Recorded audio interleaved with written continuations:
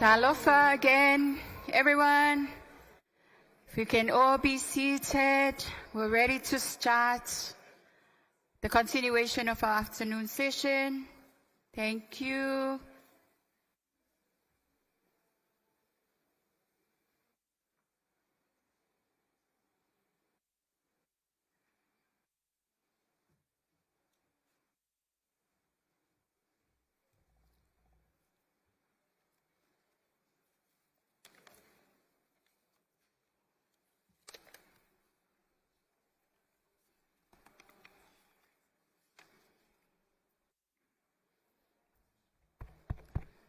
Just before we begin, I'm going to invite our distinguished panelists to please make your way up onto the stage. Can I invite Dame Carol Black, Miss Providence Umurungi, Sovaya Sisi, Dolala, Angela Hazen Sharp. Kindly make your way up to the stage, please.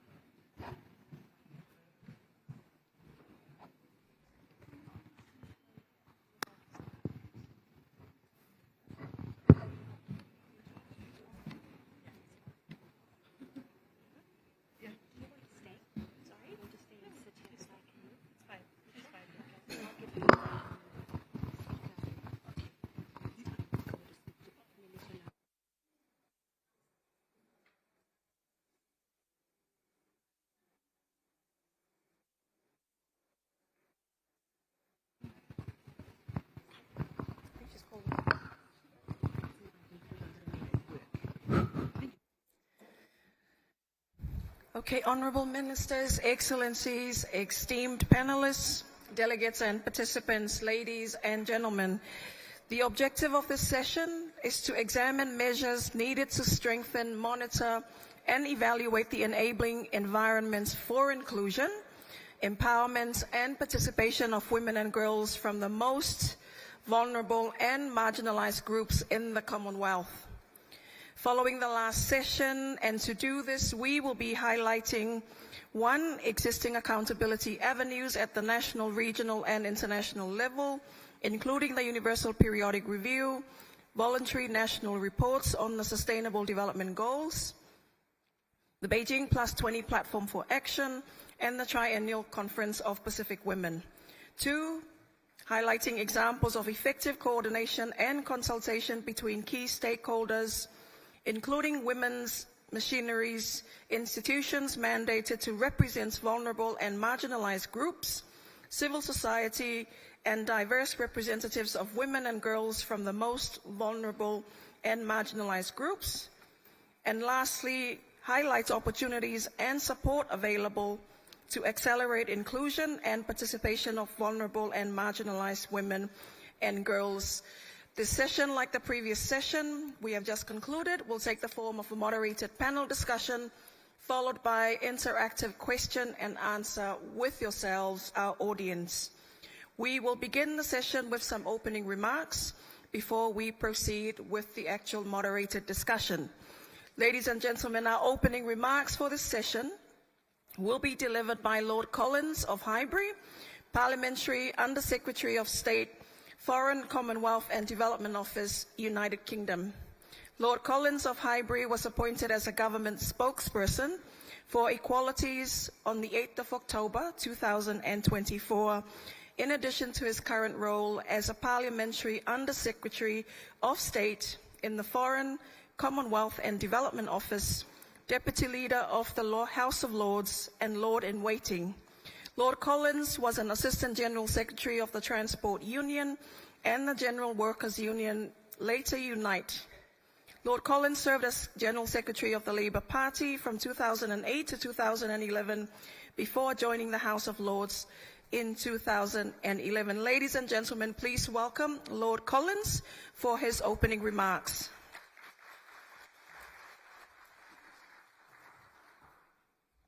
Thank you very much, and sometimes I forget how many jobs I do have, but there you go. Can I say just how delighted I am to be here, opening this session, ensuring that we leave no one behind. And from the outset, I'd like to pay tribute to the work that the Commonwealth Secretariat is doing to put gender equality at the heart of everything that the Commonwealth does. Encouraging a Commonwealth that enables greater inclusion is vitally important. We know that the strongest, safest and most prosperous societies are those in which everyone can freely live without fear of violence or discrimination, and where all citizens can play a full and active part in society. An intersectional approach to gender equality is important to take account of the different experiences and perspectives of women and girls with disabilities of different ages and from different ethnic and cultural backgrounds. Empowering women and girls is central to the new United Kingdom government's approach to strengthen international development efforts and reconnect with our allies and partners.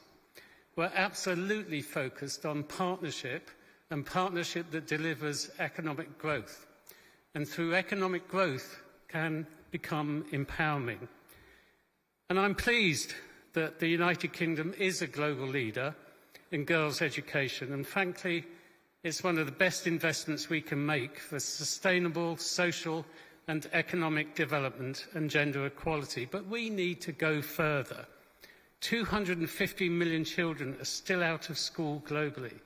Girls living in conflict-affected states are almost 2.5 times more likely to be out of primary school than their peers.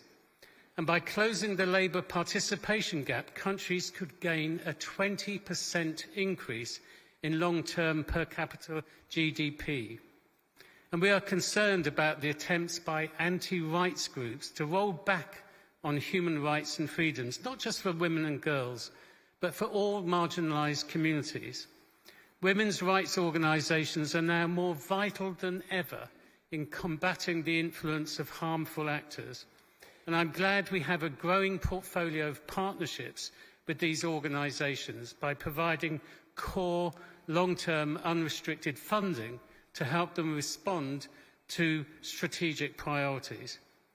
We must continue to stand up for the rights of women and girls globally, and I'm sure our collective efforts will help create a world where they can flourish in our societies with equal rights and opportunities. Thank you so much, and I look forward to hearing from the panel and the different perspectives of everyone here. Thank you very much.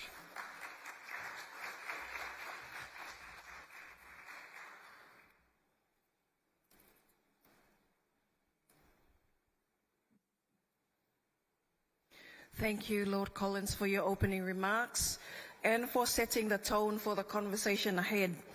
Now, before we go to the questions for the panel, just please allow me to quickly introduce our panelists before we continue. Our first panelist, ladies and gentlemen, is Professor Dame Carol Black, Commonwealth Special Envoy for Aging Better. Initially a clinician and medical scientist, Carol became the director of the Centre for Connective Tissue Disorders at the Royal Free Hospital, the second woman president of the Royal College of Physicians, and chair of the Academy of Medical Royal Colleges. You have her bio up there on the screen, so I don't feel the need to continue. Our second panelist, ladies and gentlemen, is Providence Umurungi, chairperson for the Rwanda National Commission for Human Rights.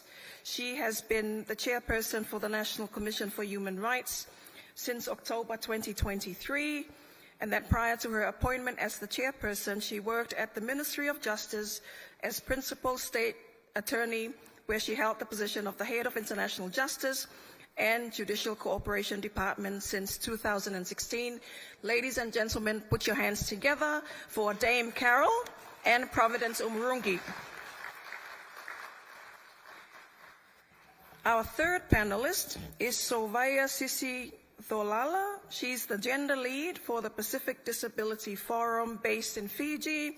She is currently the acting manager for inclusive development at the Pacific Disability Forum, with responsibility for thematic areas including women and girls with disabilities, Indigenous persons, youth, political participation, and education. Prior to this, she worked at the Fiji National University as the coordinator of disability services. Ladies and gentlemen, please put your hands together for Sovaya Sisi Wolala. Our final panelist, ladies and gentlemen, is Ms. Angela Hassan Sharp. She's the Divisional Manager, United Nations Human Rights and Commonwealth Division of the Ministry of Foreign Affairs and Trade from the Government of New Zealand. She's been with the Ministry of Foreign Affairs for over 20 years, and we're very, very happy to have her here as part of our panel. Please put your hands together for Ms. Angela Hassan.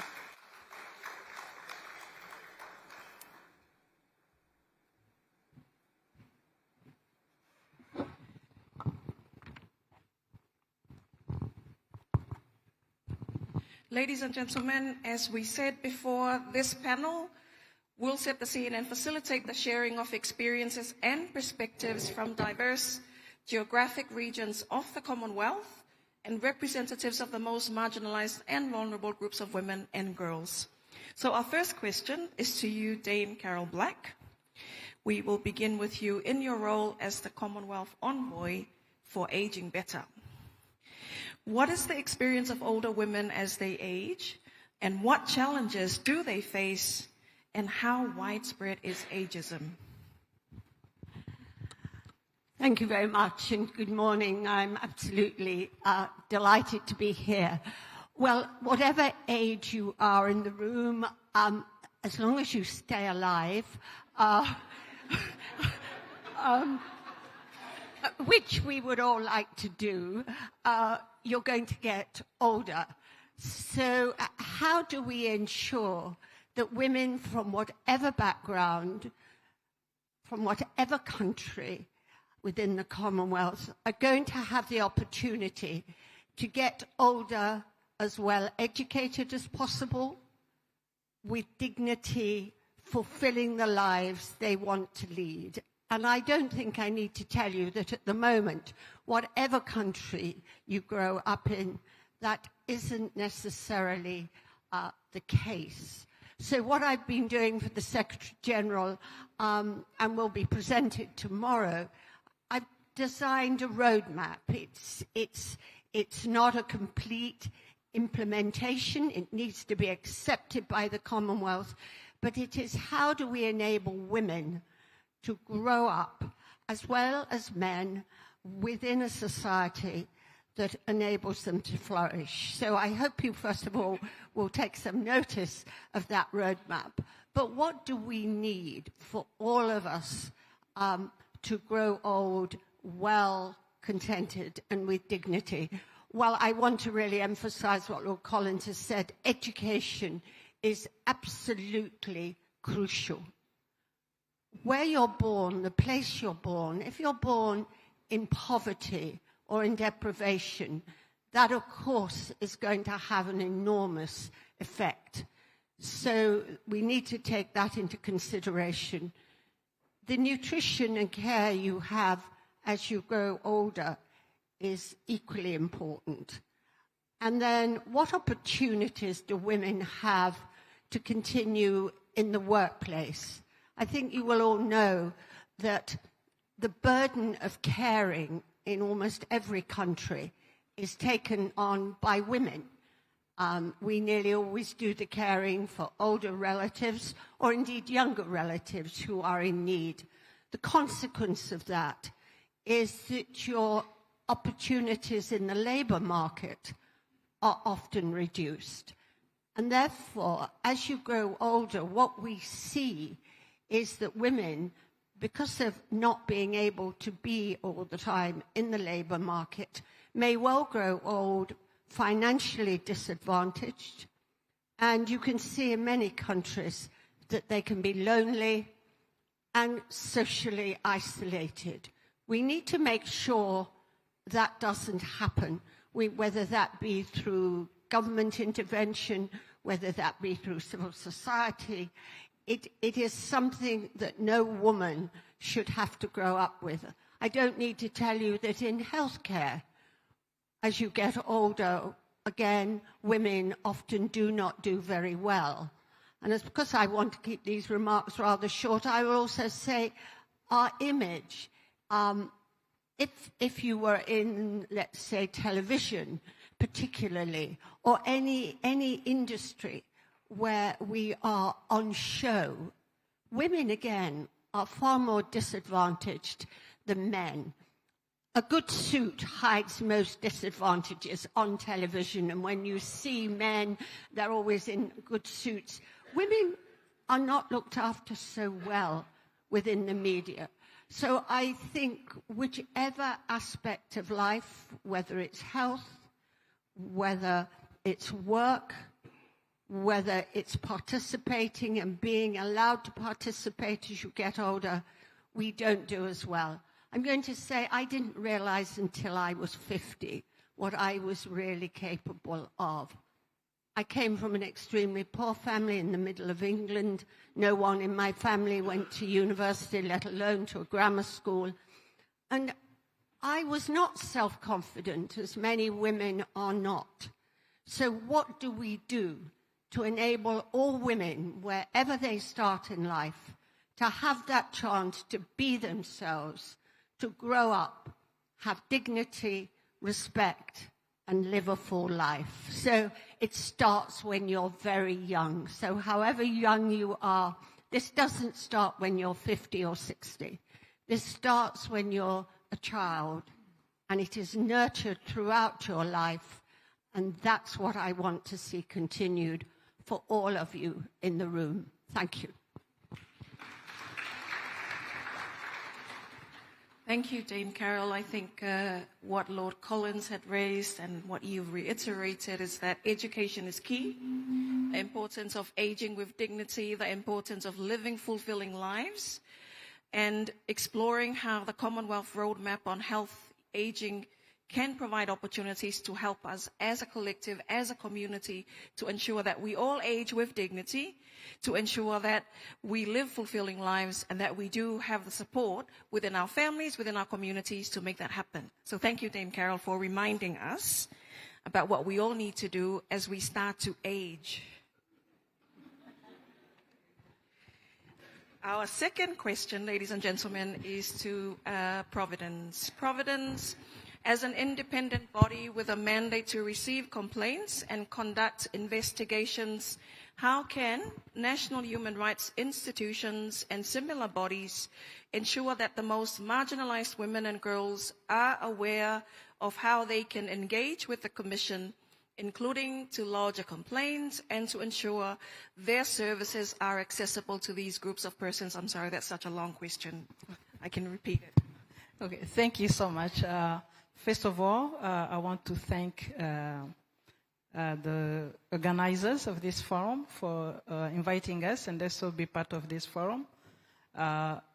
Yes, as the National Commission for Human Rights, a national institution that is independent, but has the overall oversight role and the advisory role to the government. The National Human Rights, I will give the example of our commission, is that we put in place, I can say, a friendly user system of lodging complaint. But first, before lodging a complaint, we have regular outreach programs and campaign awareness. We have to teach our people, our women and girls, mostly for those who are in rural areas, that she may face violation of her rights, but she doesn't know it's even a right. So we have been organizing continuous outreach programs, campaign awareness. So, and one of the approach that we have in Rwanda, every Tuesday in the afternoon, countrywide, there is what we call public hearing, where the local authorities, they take those opportunity to circulate public policies that are in place, that are coming, that are new.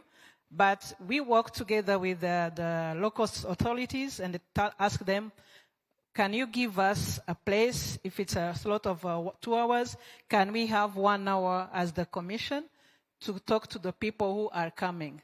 And most of the time when they know the commission is coming, You will see the lineup from here to the road because they know their problems are going to get solutions. So we take that opportunity to teach first, sensitize people on their rights, and also receive complaint. That's one of the aspects, physical contact to go towards them.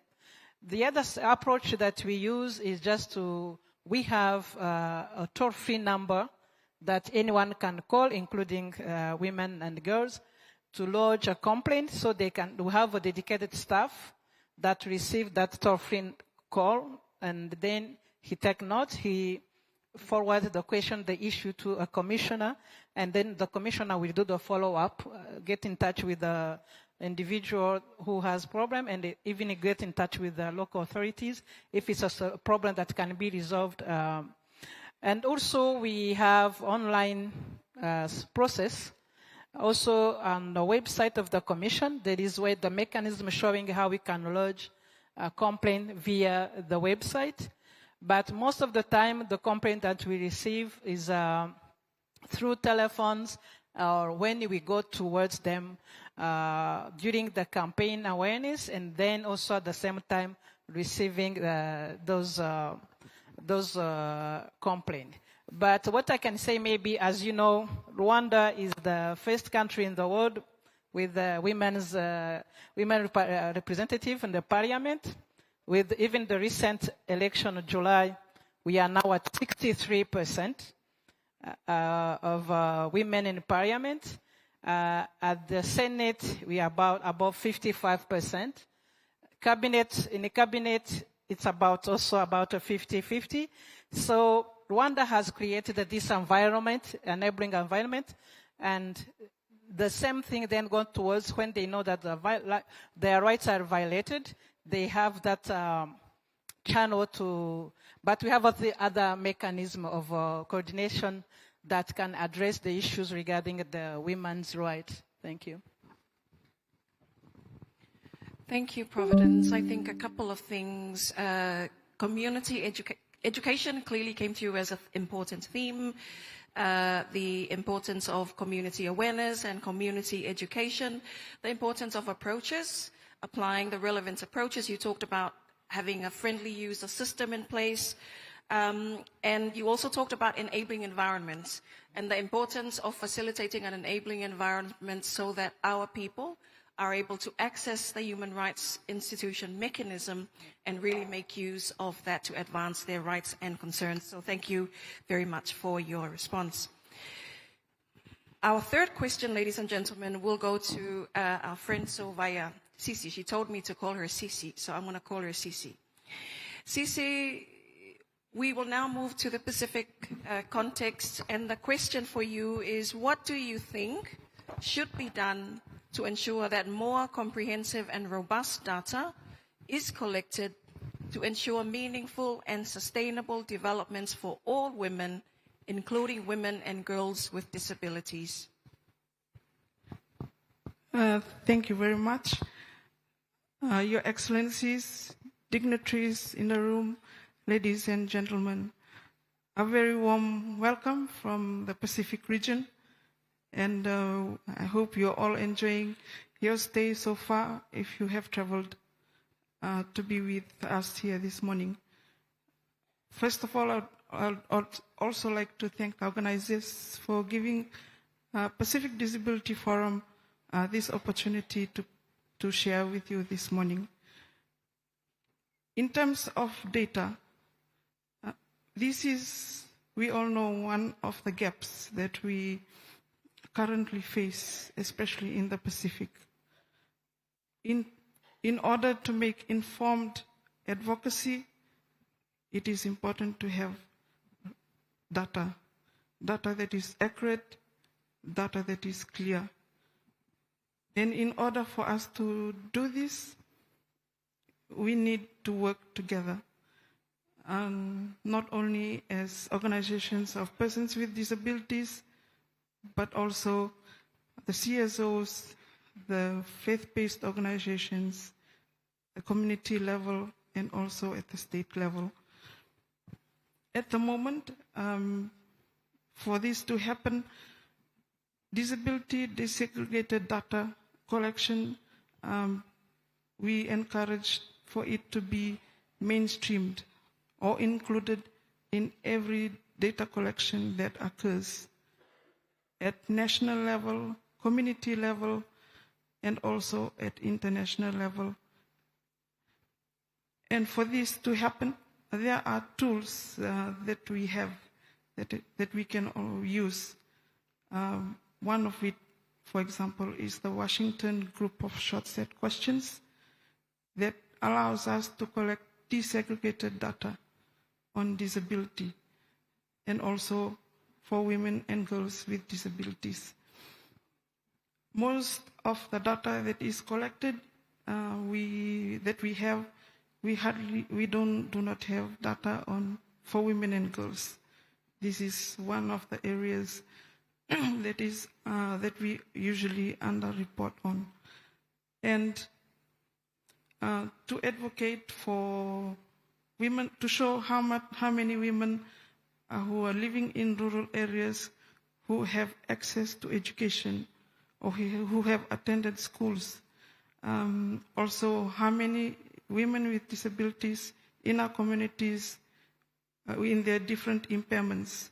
For example, those who are blind or low vision, those who have physical impairments, those who have psychosocial impairments, or those who have intellectual impairments.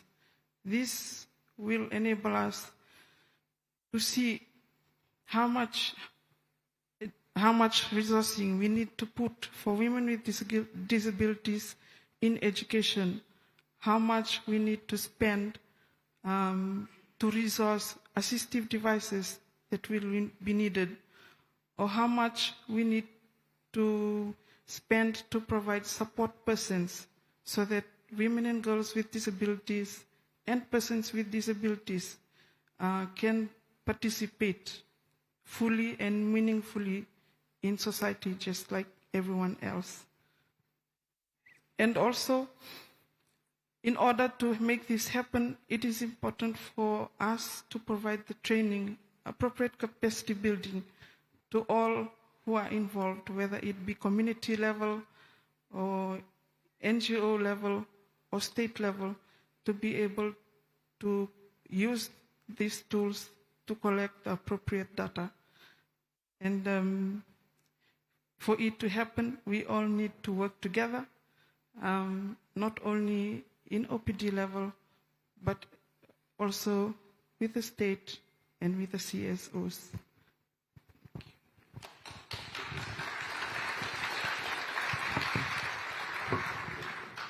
Thank you, CC. Data, data, data. We've been hearing about data access, data availability since we started the conversation in this forum. I think you've highlighted, again, from the perspective of a woman with a disability, the importance of available data, but also accessing data. There's no point in having data that's available if it's not accessible for all women, including women with disability. I think you also highlighted the importance of having a sense of collective responsibility to ensure that access and availability at all levels, at government level, at regional level, even at community and national level. So thank you very much, CC, for sharing us your insights. So we will now move to Aotearoa, New Zealand, to you, Angela. And the question for you is, what effective methods for consistently monitoring and evaluating the enabling environment to ensure it is representative of and accountable to the needs of the most vulnerable women and girls? Thank you, Letuala, and tēnā koutou, tēnā koutou, tēnā koutou katoa. The forgotten bit of the development cycle can sometimes be monitoring and evaluation, but what we also know is that continuous improvement can only happen when we are effectively monitoring and evaluating our policies and our practices. There's a number of methods or mechanisms that we use to ensure that we are consistently monitoring and evaluating our enabling environment. And that includes things like regular assessments using gender-sensitive indicators, collecting feedback from stakeholders, and probably most importantly, maintaining transparency in reporting not just progress, but also challenges. Last month in New Zealand, after about a 4-year development process, we launched a new online tool that's called the Human Rights Monitoring Tool, which we're very proud of. It's a national mechanism for human rights reporting, and also to allow for government agencies to do follow-up on human rights reporting. And specifically, it keeps New Zealand accountable to the United Nations treaty bodies and the whole treaty body system. So this tool, which is an online, easily accessible tool, not just by government agencies, it can be accessed by the public, by community groups, by academics, by other stakeholders, enables everybody to clearly and transparently see what commitments New Zealand has made and what New Zealand is then doing to implement those commitments. So that's one mechanism that we are using domestically. Internationally, we have an international development cooperation program, which has thousands of activities that we work on, but every activity that we work on outside of New Zealand once a year is monitored by a tool called the Activity Monitoring Assessment. And this tool evaluates the effectiveness, the inclusiveness, the resilience, and the sustainability development impact of every activity that New Zealand funds overseas. We also have a pillar in our International Development Cooperation Program called the Inclusive Development Pillar, which has a very particular focus on progressing the rights of girls and women around the world. So those are some examples, Letuala, of things that we're doing to keep monitoring the environment and making sure that we are keeping it open. Thank you. Angela, I think you've highlighted the key words there is accountability. I think everything that we do from program implementation, policy development to monitoring and evaluation and learning is really about ensuring accountability, that we hold our governments accountable, we hold the donors accountable, we hold ourselves accountable in the work that we do. And I think we need to strengthen the culture of monitoring, evaluation, and learning so that we're not just collecting data, but we're also looking at what is the lessons, what are the learnings that we need to take on board to continuously improve our practice, our policies for all women, including vulnerable women and those who are marginalized. Sorry, I'm just looking at my time, and I think we've got time for some more questions before we'll do one more round of questions to the panel. Then we will come to the audience. So we're going to hold you accountable to ensure that you're all listening and engaging, and expect some good questions from you to the panel. So the question to all of you, and you're free to respond as you see appropriate, is what are some effective ways to ensure the challenges women and girls with different intersectional identities, example, race, ethnicity, disability, age, religion, face in society are addressed? What are some effective ways to ensure the challenges women and girls with different intersectional identities in society are addressed? How important is cultural sensitivity to understanding these issues? Please share any practical examples from your experience.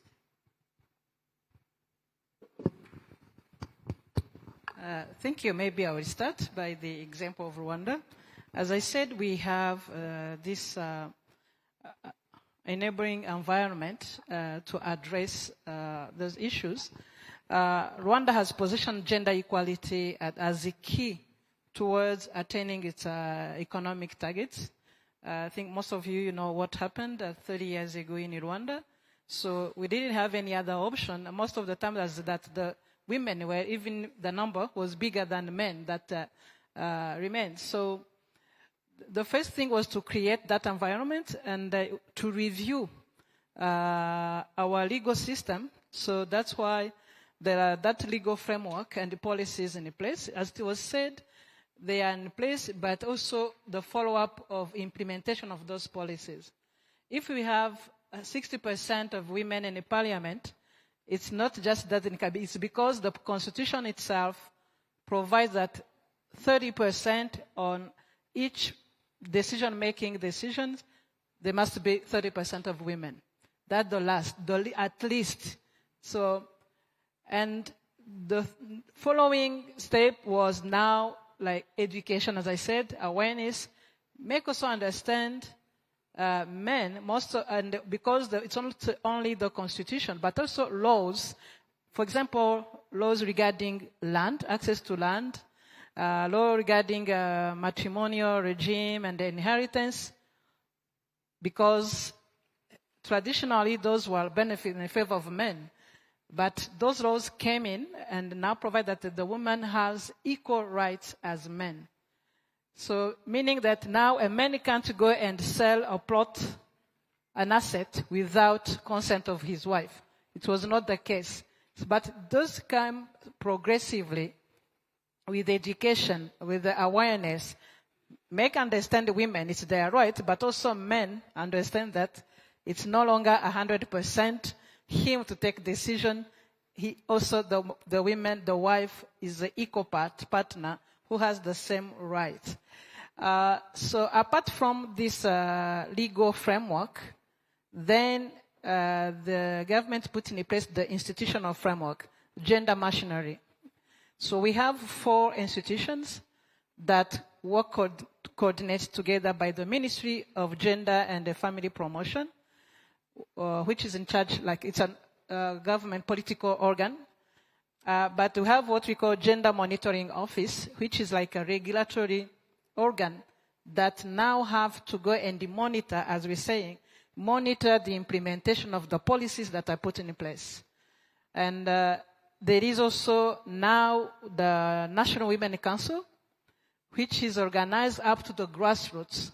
We have the advantage of having this decentralized government structure that facilitate the circulation of information and the policies. So the National Women Council go up to the grassroots, where those marginalized groups that we are talking about are, and there is a representative that makes sure that the rights and the promotion of rights of women are understood and are implemented. And also we have the form of parliamentarians now at the level of the parliament that look at every laws, every draft policy that comes in is engendered. So that structure helped a lot to advance women's and equality. And that's what we can see the result in general. So, and what maybe I can mention is also not only the rights on paper and the implemented, but also women can be equal, empowered if she's still poor and what. So there is also the financial inclusiveness in the policies. Every institution must have what we call gender statement in its budget. And even in the budget to pass through the parliament, every institution must have that gender statement in its planning for the whole year. So there are so many programs and channels that were put in place that are implemented that put that now the Rwandan women can say, we are proud to be in the best place to be a woman in the world, if I can say. Thank you.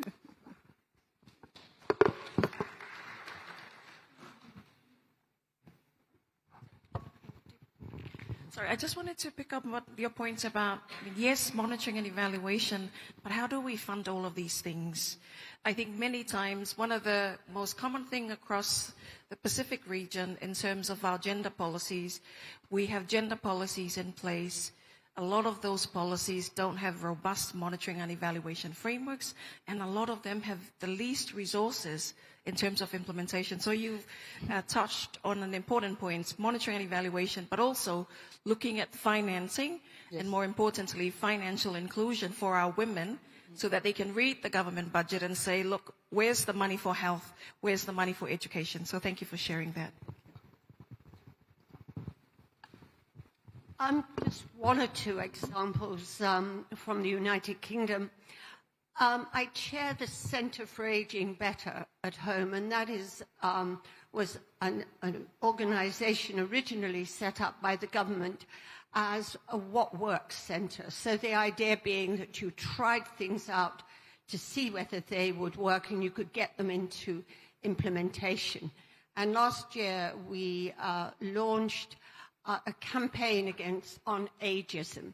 Ageism is extremely rife, and women do worse than men when it comes to ageism. So ageism can be at an institutional level, the level of government. Have we got the right rules and regulations in place to support women as they age?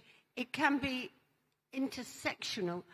We're often between ourselves ageist. So think carefully about some of the remarks you make or say about another human being. So we do it to each other, and probably worst of all, we do it to ourselves. So often I hear people saying, I won't climb the stairs, I'll take the lift, because you know I'm getting older. When I want to say to them, will you please take the stairs?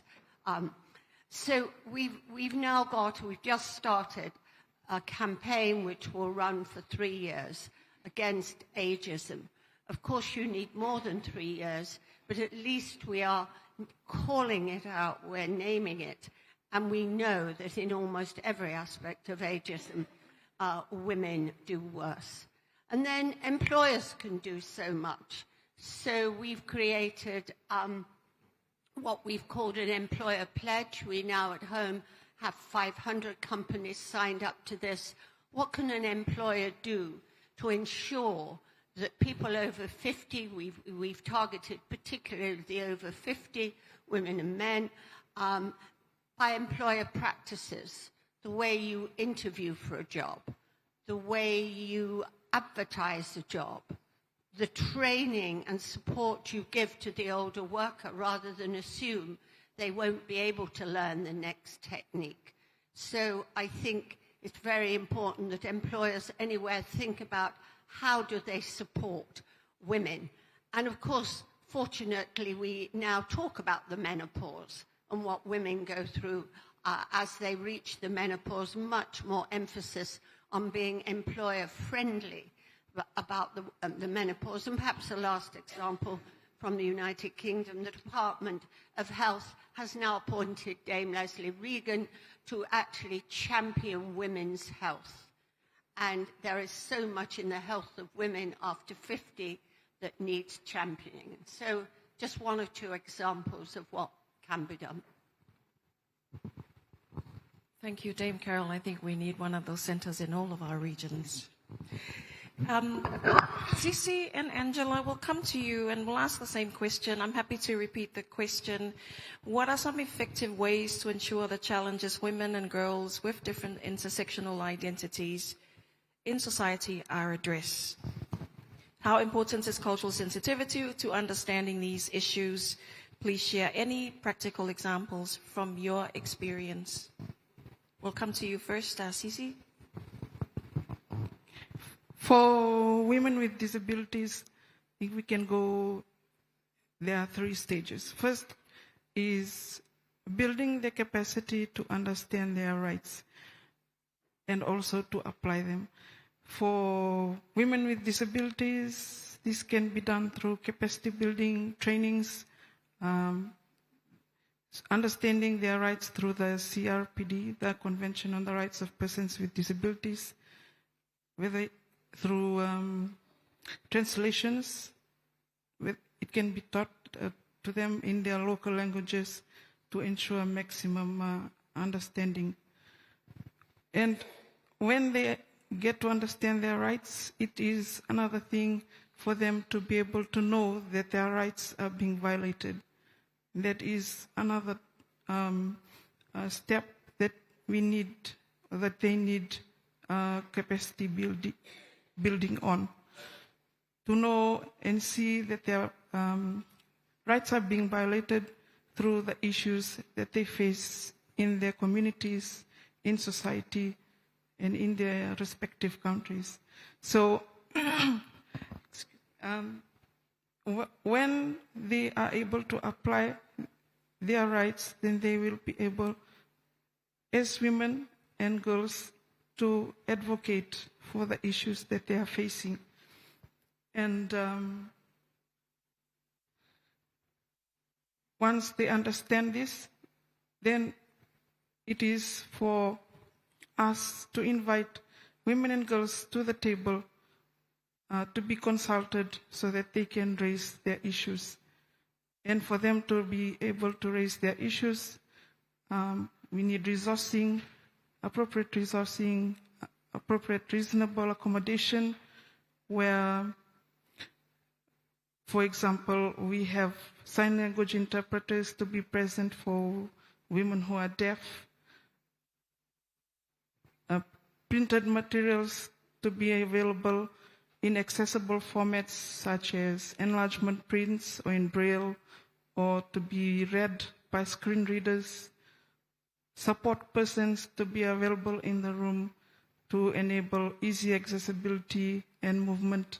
So such reasonable adjustments to be provided, and appropriate resourcing through funding and other resources, technical assistance that may be needed so that they are able to make meaningful interventions and that their voices are heard in consultations or when having discussions or dialogues such as this in the room.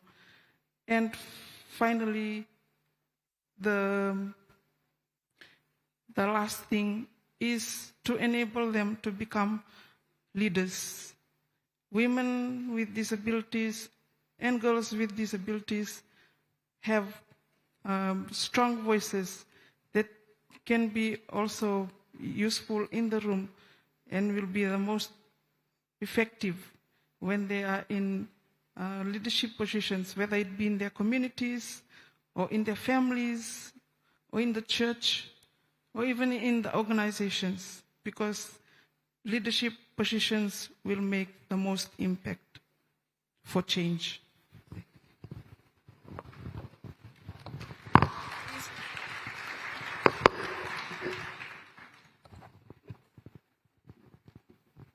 I'm always fascinated by that term intersectional, because I've never yet met a woman or a girl who is only a woman and a girl.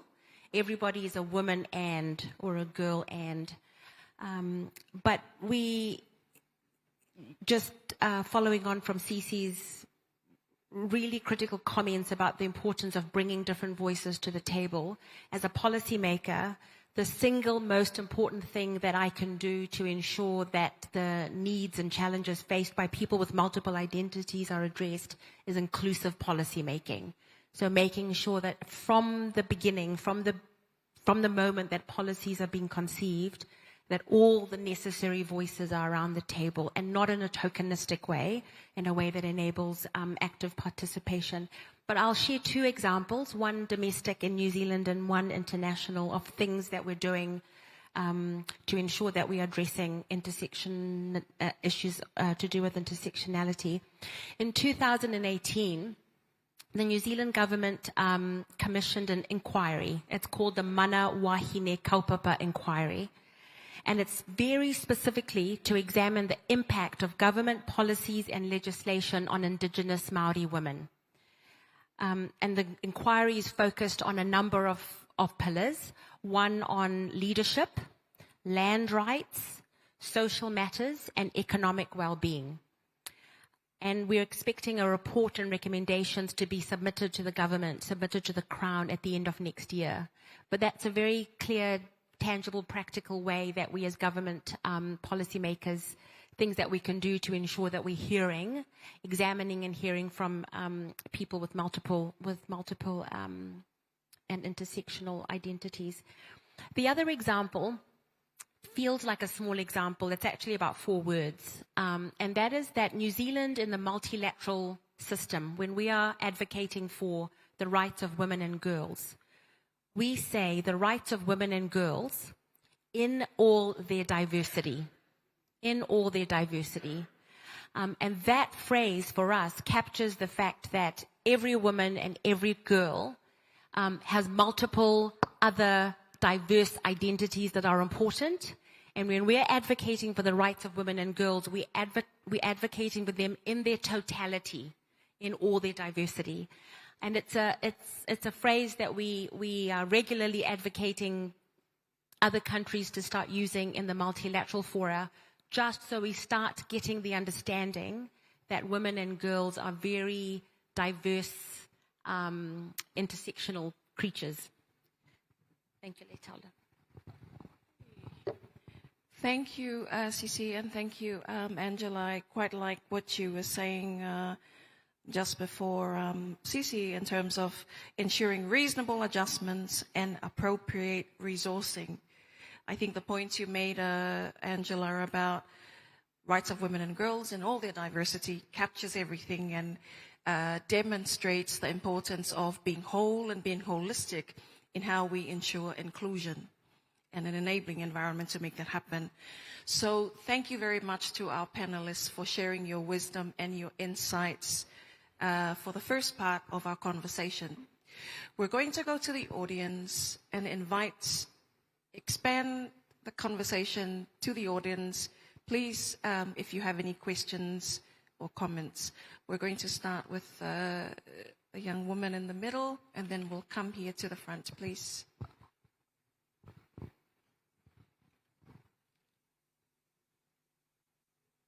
Hello. Talofa, my name is Jasmine Follow-Smith. I am speaking on behalf of the Pacific Women's Professional Business Network. I'm an executive manager in finance, and I specifically look into transformation and effective transformation. Now, it's been so wonderful to hear the great frameworks and the initiatives that have been rolled out from a top-down approach. But I'm also speaking in the context of a mother of 5 girls who are in their prime teenage years.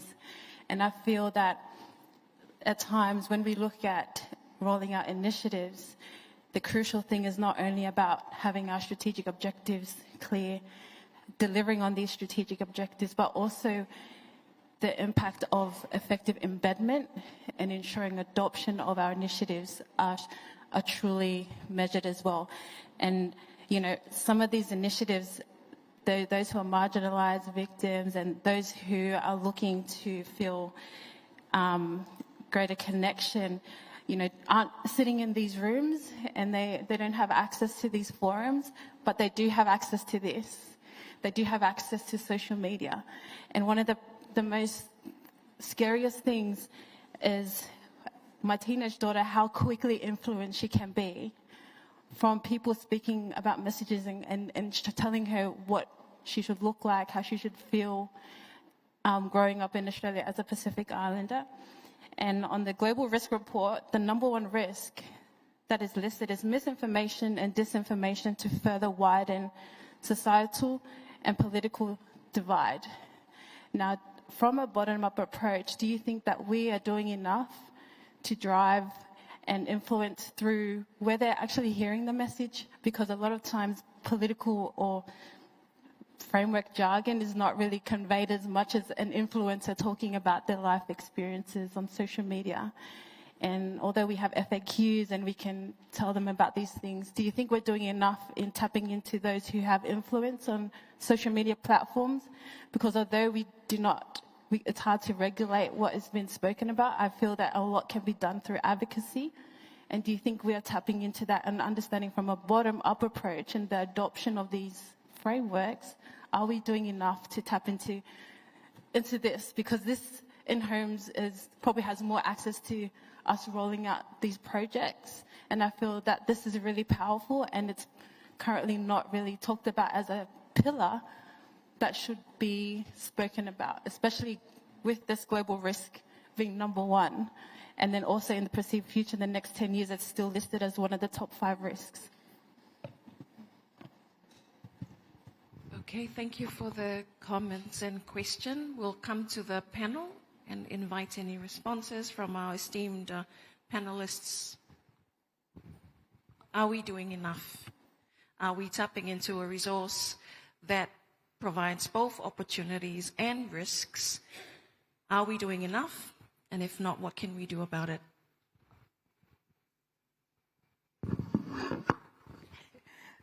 Maybe I would just take the risk to react on that.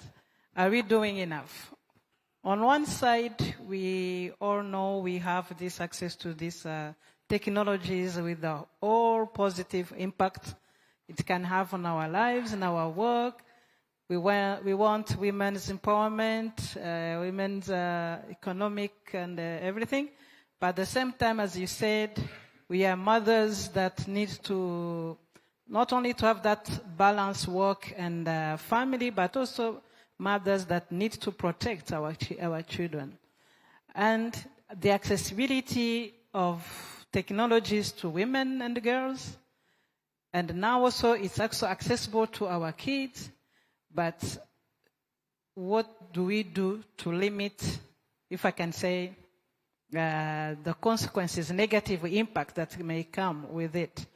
And my point of view, well, maybe regions differ from others. There were technologies in developing countries that is very highly, and but if I talk in the perspective of Africa, my continent, where also the access to internet is not also generalized as in developed countries. But when I see countries in developing, for instance, my country, women, we say we are not doing enough because we can see the consequences and the negative impact of access to technologies towards our kids.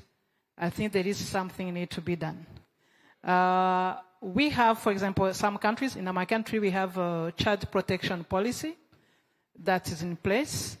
But still, do parents understand at which extent the access to social media or this access to internet are doing to our children? I think it's a common problem, and I think it can be more. Policies are there, but also maybe also the regulations on those social media, something needs to be done, of course, because if we let it the way it is, we may, in the future, our children may not. It's during it's threatening and it's scary. With the artificial intelligence now coming in, it's something else. So that's why there needs to be some control, if I can say. Thank you. Can I just add a statistic? So this may not respond to your question directly, but this is a statistic that always takes my breath away. For every $1 that is spent globally on progressing the rights of girls and women, the movement that's pushing back against women and girls spends $3.50. For every $1 progressing women's and girls' rights, $3.50 is being spent pushing back on women and girls' rights. That tells us that clearly we're not doing enough. I just wanted to add to the comments in that we haven't mentioned the effect that this all has on mental health. And I'm sure you're all very aware that the mental health of young people in many countries is seen to be deteriorating rather than improving. And one of the big question marks is how much of that is due to social media, the pressures of Instagram and always being visible and beautiful on Instagram and all the other things that are available. But certainly I think since the pandemic, mental health and its association with social media, we should think about extremely carefully. And I think just to add on that I also agree that we are not doing enough.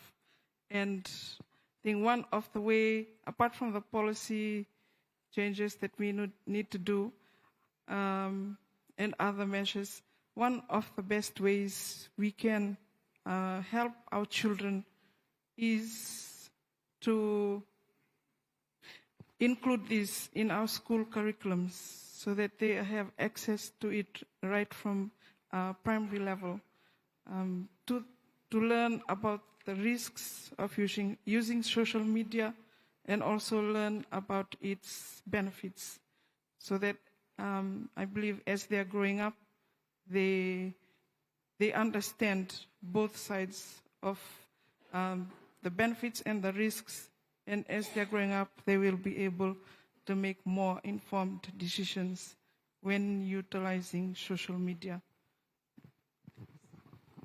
Thank you, Cici. We have a chance for another question. I think we had a question here in the front. Thank you very much, Madam Moderator and the panelists. Good morning also to the colleagues, ministers who are present here. And good afternoon, it's afternoon. Anyway, don't bother me, I'm an old lady. Anyway, colleagues, mine was, maybe I'll mention on two issues. First, on women empowerment, which Rwanda has mentioned. I would like to remind the House, when we were in Rwanda last time, I did promise that the next time, before I leave, anyway, my name is Doreen Sioka, Minister of Gender, Equality, Poverty Eradication, and Social Welfare. This social welfare covers marginalized and people with disability. They fall under my ministry.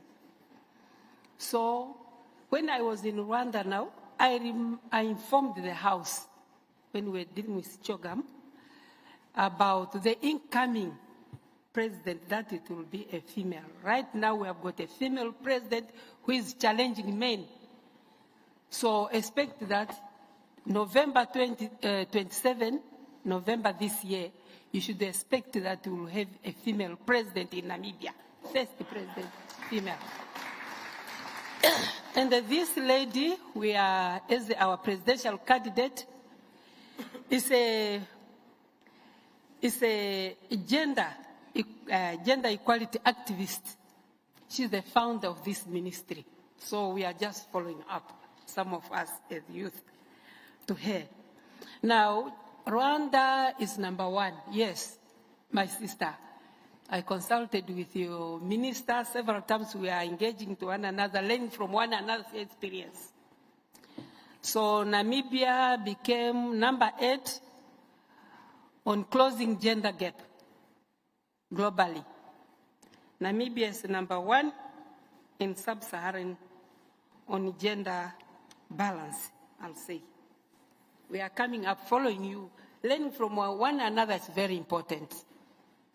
And I'll say I'm one of the oldest ministers of gender who served for 15 years in this ministry. Still looking for advice from others and assistance. So in Namibia, the vice president is a female. This is our candidate. Prime Minister is a female. Minister of Justice is a female. Minister of Gender, as you see me, is a female.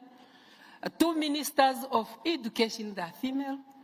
I'll say to my sister also that my deputy, one of my deputies, because I've got 3 deputies, one of them is a person with disability in a wheelchair. That's my deputy, who is ever on my neck, definitely, dealing with the issues of people with disability, which is very important. My comment to the people with disability, definitely in Namibia, we have got shortcomings and we have got achievements. Like free education is given to them, to every child from primary to secondary education.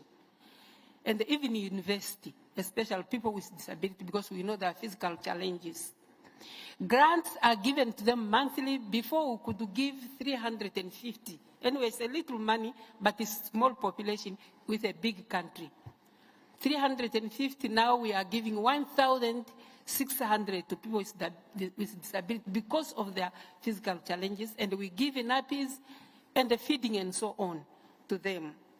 So really, I felt guilty when you mentioned about the data, that data issue on people with disability, that we definitely need to make sure that we have that data. I think before I leave, maybe we'll be having those data so that we know our people And we had a challenge again, as I've mentioned.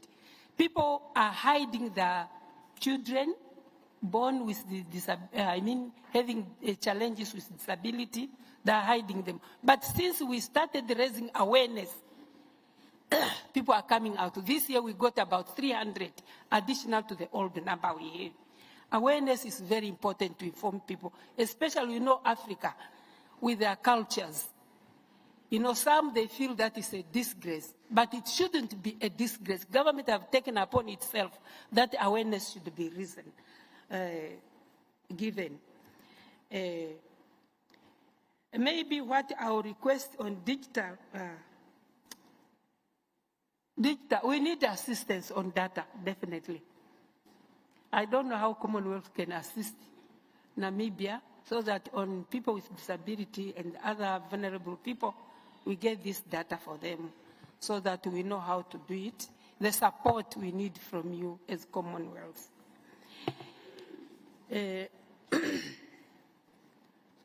Marginalized, I mentioned it also. Marginalized, or we call them indigenous people.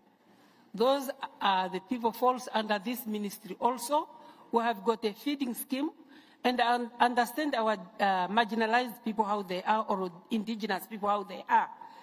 There are people who like to move around, nomadic life, that life. So government is trying to manage them and put them together. Sometimes they'll find themselves they're in Botswana. The other day they are big. You have, even education which we are giving, we have to have mobile education so that to follow them. But majority of them now, they are coming back.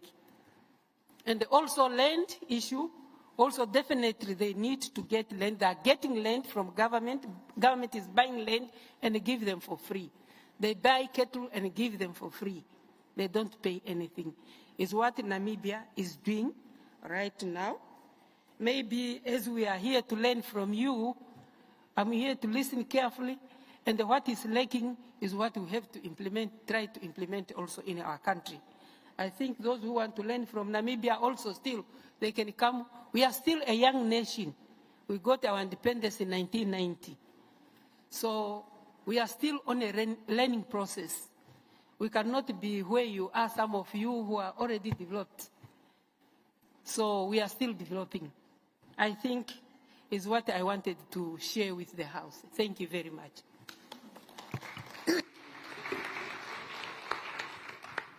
Thank you, Minister, for sharing your insights and your wisdom. I think you will find that your challenges and your issues are not unique to Namibia.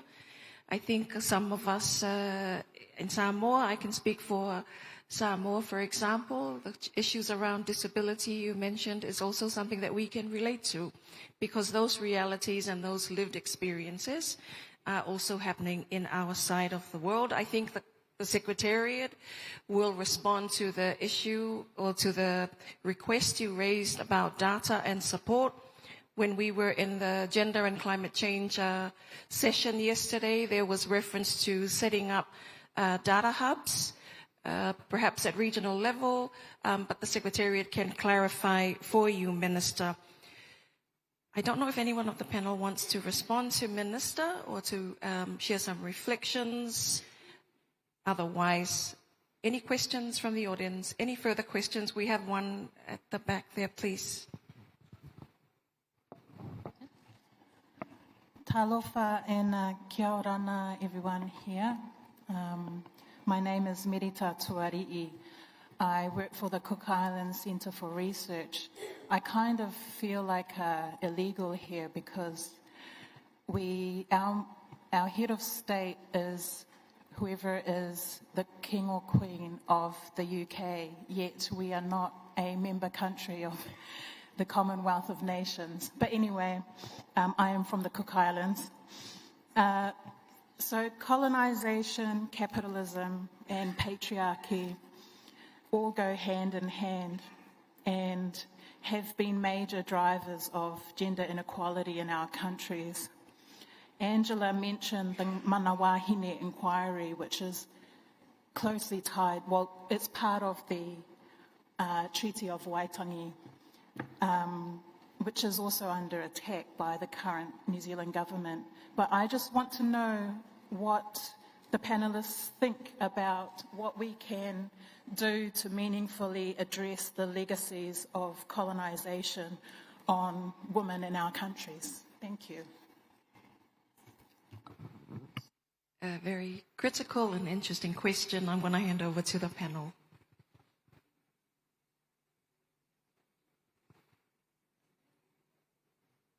So from your perspective, what can we do to address the legacies of colonization and its impact on women and gender inequality? If I've captured the question correctly.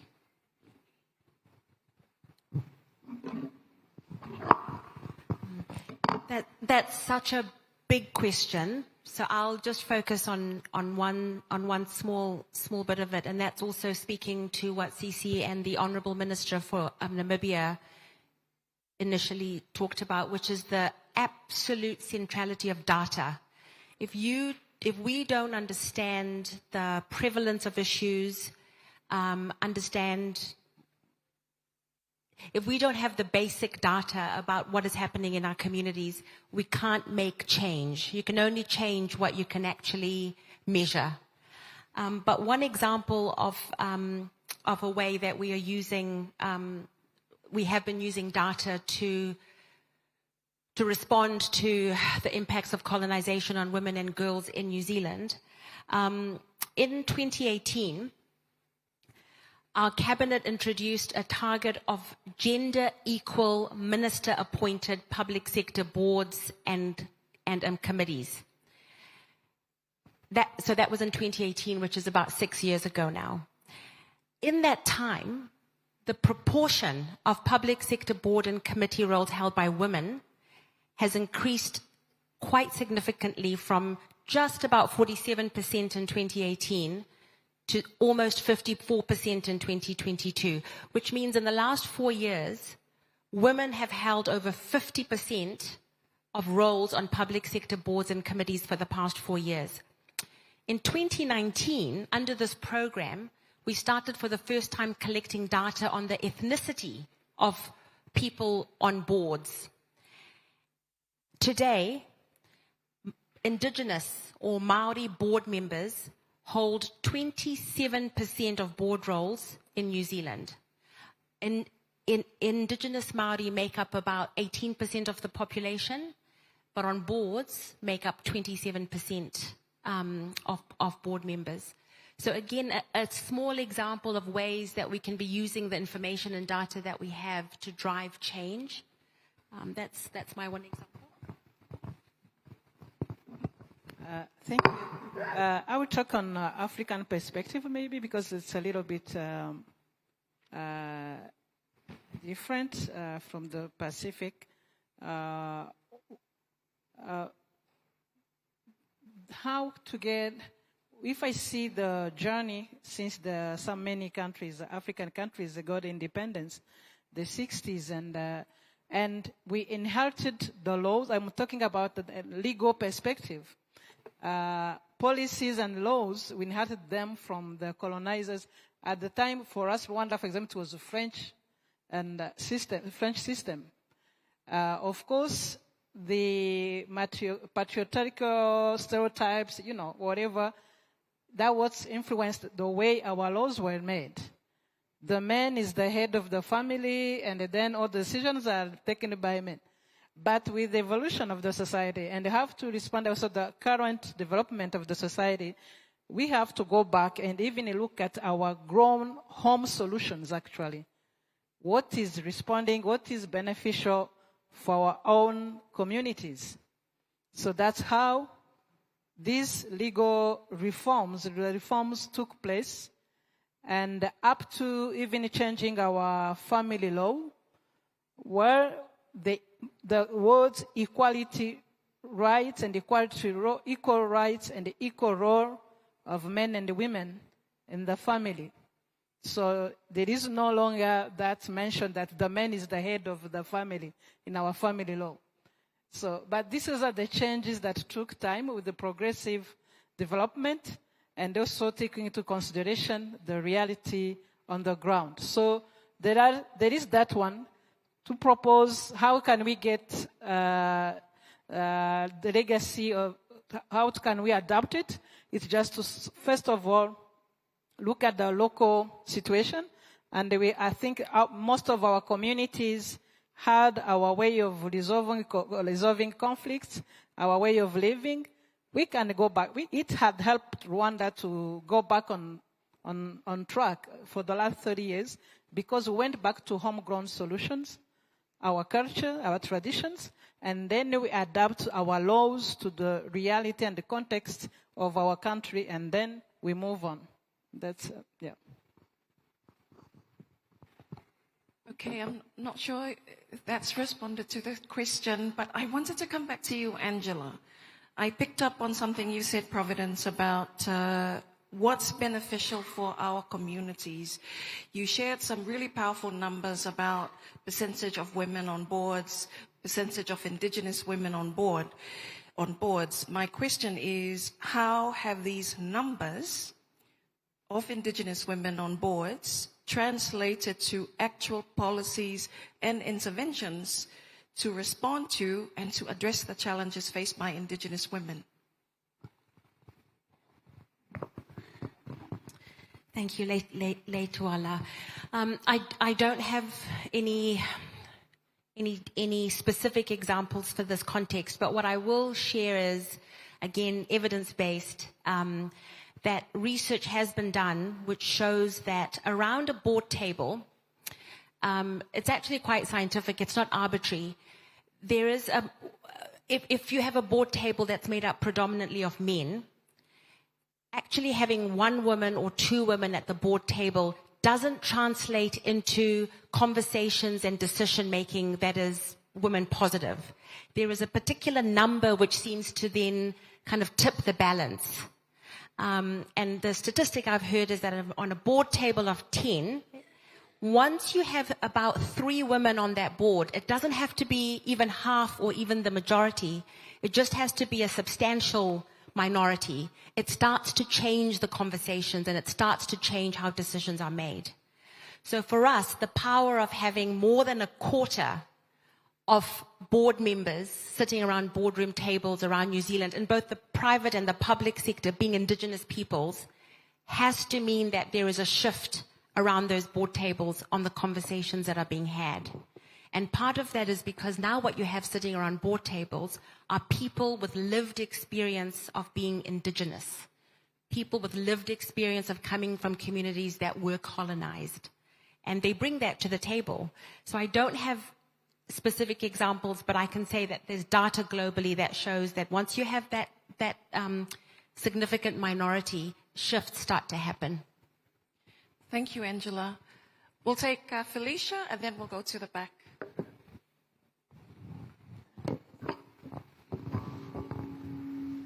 Working? Hello? Hi. Felicia Brown-Acton from Aotearoa, New Zealand. I really wanted to re-emphasize the point. I come from New Zealand by way of Niue, and I would never sit to profess that New Zealand is a perfect place. And I think this is a part of the conversation that we need to continue discussing and having when we speak to specific things. It is to shine a perspective that is balanced and not biased, and that when we're having conversations, that we're having conversations that speak truth. And I want to echo the sentiments of our sister from the Cook Islands who asked a particular question around the impacts of colonialism, the state of the current New Zealand government and the Treaty of Waitangi currently being under attack. And that when we address these issues, that we offer truth to power and that we just don't speak around the issues. So I see this as sitting here at CHOGM as a place from a representative that comes from the LGBTQI+ community, that I'm disheartened that there are very little conversations around that. I'm disheartened that there are very little conversations around minority communities and their experiences. And if we're to think about a unified Commonwealth, how are we going to continue working for that common vision into the future if we are just going to be speaking around the peripherals. And I think that's one sentiment that I just wanted to offer here, is encouraging people to be courageous, to be bold, and don't sit silent here and not offering truly what it is you want to say.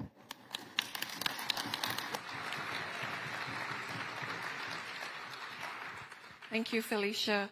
We had a question at the back, and then we'll come to the panel. If you had any responses to the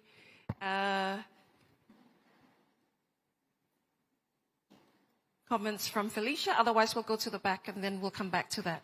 Malore, soy formanuia, Your Excellencies, fiongai, imin sta la fiongai le fonga laso la fionga le tuala. I say talofa kiorana, kiora, to all the delegates, honorable delegates today. My name is Sophie Launina Kirishialai from the University of Otago, where we aim to raise and nurture future leaders of our communities. The best one for Pacific anyway. My issue is, growing up as a Samoan Tamaitai, I come from a community that nothing is genderized. You know, like I have the same rights as my brother. I have the same issues of, entitlement.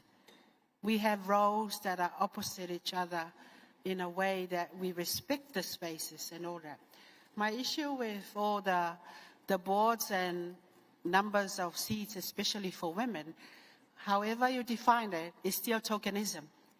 And behind the tokenism is the issue of there is a gender that is better than the others.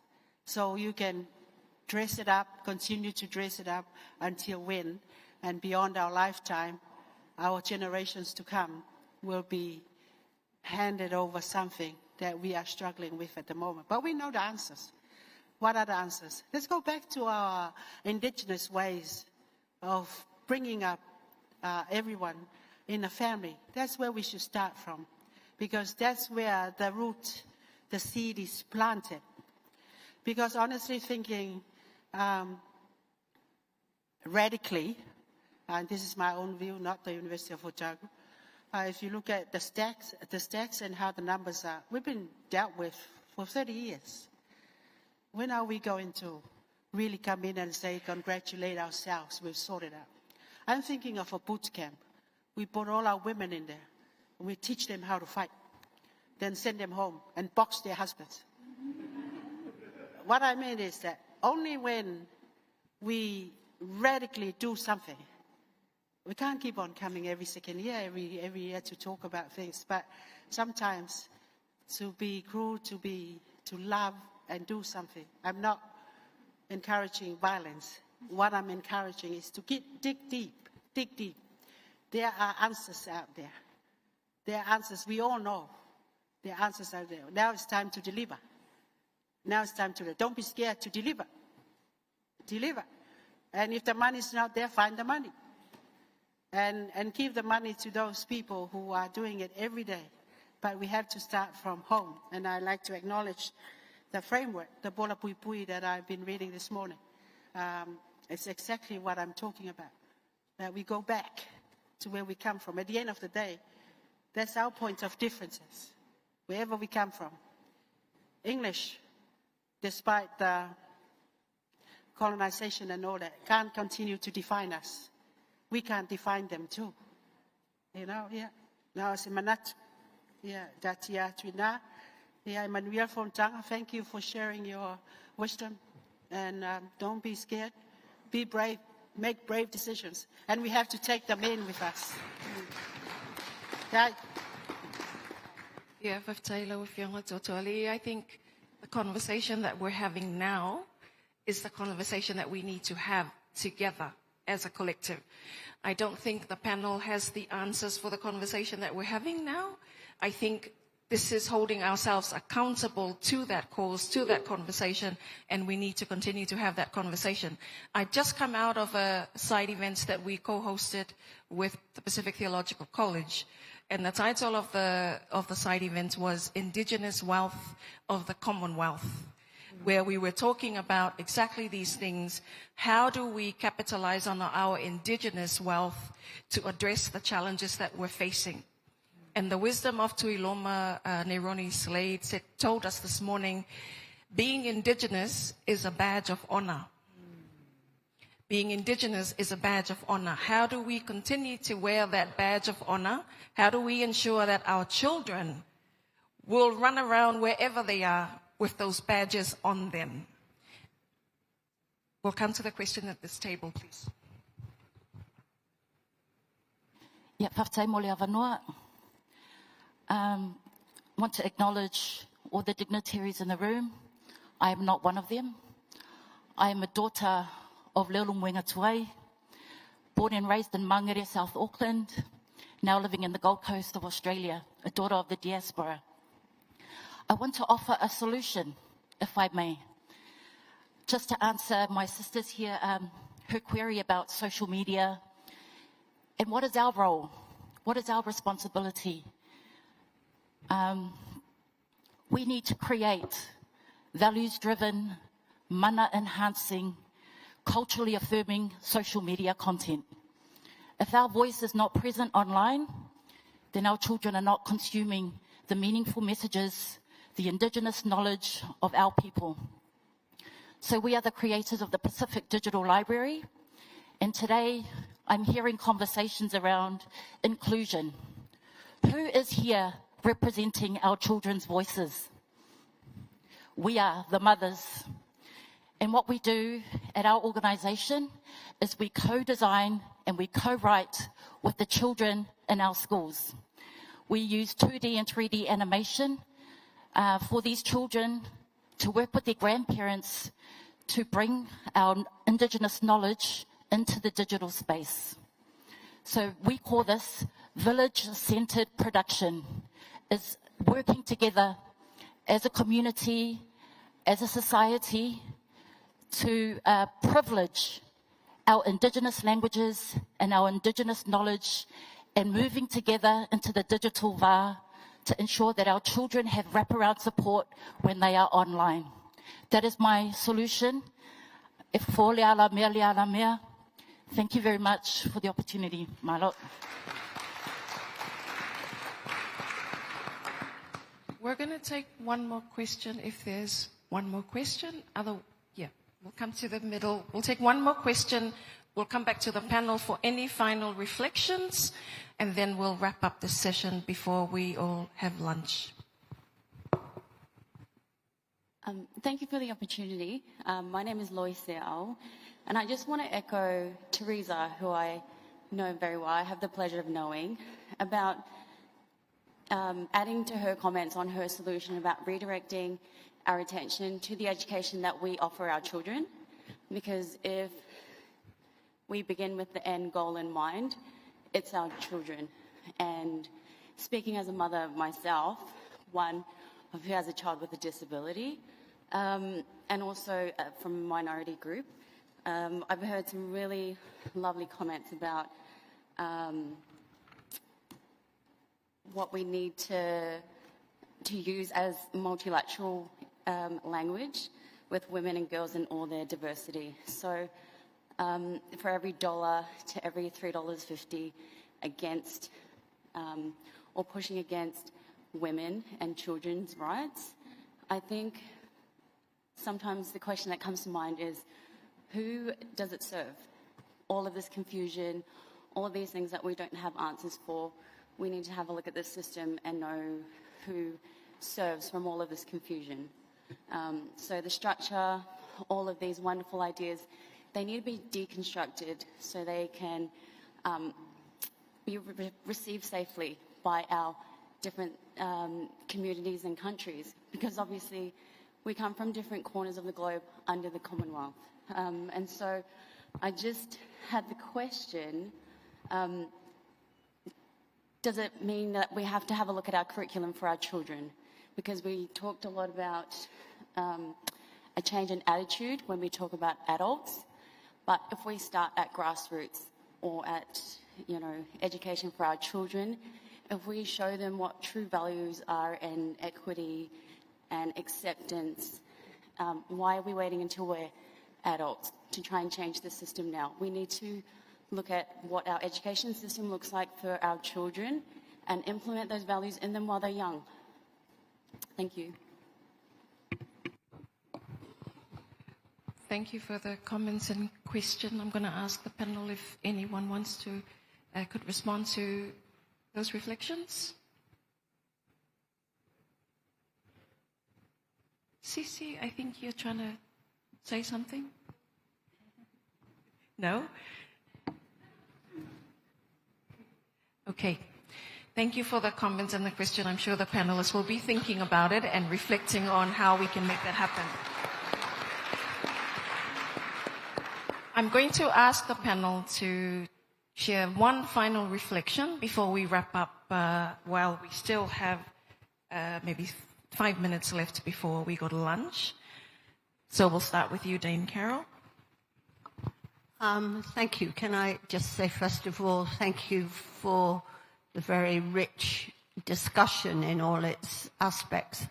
I think the message I would take away is that, first of all, one needs to be honest and straightforward about where we are in whichever country we're living and the problems we're facing, because until you acknowledge where you are now, it is extremely difficult to move forward. And then to think, what are the most important things that would start to make a difference for women in that particular place? It can't be generalized. And so I think it is about honesty, admitting the past, reflection, and then seeing what steps you can take that are possible, and sort of building bit by bit would be my reflection. Thank you. I want to also, first of all, thank our participants for their comment and reflection on this topic. My take home is that with all that we discussed here, we have come from far, and considering where we are, but we still have a lot to do. With this global context, the world that is changing and everything, women, we are still at the front line of every development, every situation. So that's why I think human rights perspectives, if women's rights are not respected, are not promoted, then I don't know where we are going, where we're heading. So there is need of this mid-sectorial collaboration. Yes, we are talking within under the Commonwealth family. Governments have their role, keep on pushing, putting in place laws and policies that affirm women's rights, but also this collaboration with the private sector, civil society, all involved, so we can, at the end of the day, hope the future for our new young girls and the next generation to live in a better world. Maybe it can be a utopia and ideally, but I think it's something that can be achievable if we consider where we come from. Thank you.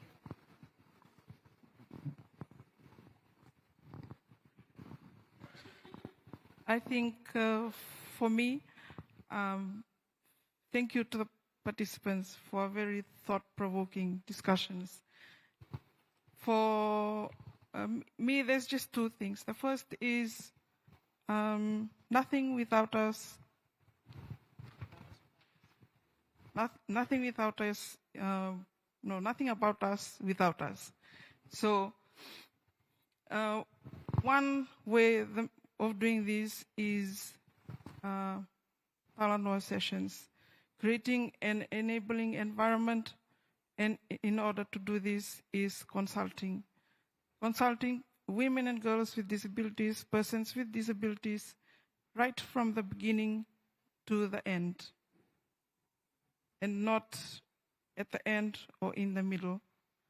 So from the beginning to the end, and ensure that their issues or our issues are taken into consideration and are addressed. And the second other thing is we've been talking about data. I just wanted to reflect that we all collect data, but we do not share the data that we collect. And I think in order to make the most impact or the most change, it is crucial that we all work together, we all share the data, especially disability disaggregated data that we collect, and only then we'll have a bigger picture of the reality, what is happening in our communities and in our societies. Thank you.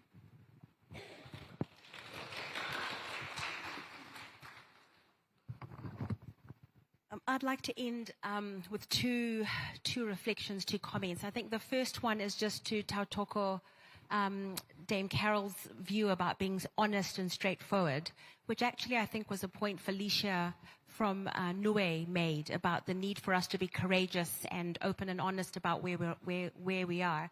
And I'll give an example of a statistic or a fact that I used to love rolling out at international conferences. And that is that New Zealand was the first country in the world in 1884 to give women the vote. And it was only years later that a colleague of mine, a Chinese New Zealander, showed me what the actual law was back in 1884. And what that law said is that actually Chinese women living in New Zealand were not allowed to vote. And also women who had committed the crime of dressing like men. And that was code for women who were from the rainbow community, from the LGBTQI community. So for years, I would go around saying, well, this is an amazing accomplishment. First country in the world to have given women the right to vote. And now when I use that statistic, I use it to show that these headlines and these things and stories that we tell ourselves, when we deconstruct them, can tell a very different story. That for me now is a story of lack of inclusion and of discrimination.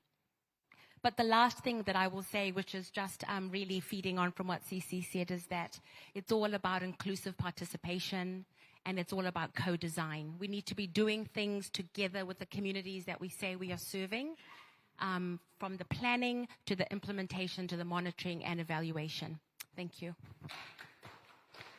We just have another round of applause for all our panelists. I know I don't want to be the person between you and your lunch, so I'm going to quickly sum up the session. This session considered a conversation around enabling environments for greater inclusion. I think, to be fair, what you've heard from the panelists is nothing new.